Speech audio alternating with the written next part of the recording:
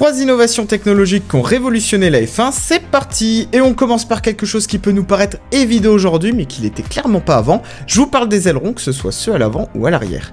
Dans les années 50, les F1 n'en avaient aucun, mais à la fin des années 60, au fur et à mesure qu'on gagne en puissance, la question de l'appui se pose, et les premiers voient le jour en 68, sous forme de gros appendices qui seront après ça réglementés pour ressembler à ceux qu'on connaît, beaucoup plus travaillés.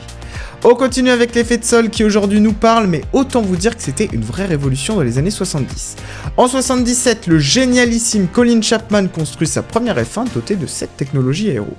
Beaucoup plus rapide que les F1 traditionnelles, de nombreuses équipes vont le recopier avant qu'elle soit interdite 4 ans après sa mise en place, avant de revenir en 2022.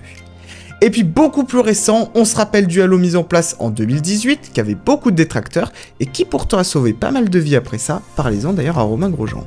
En tout cas, les technologies continuent d'avancer, et pour suivre d'autres anecdotes, n'oublie pas de t'abonner.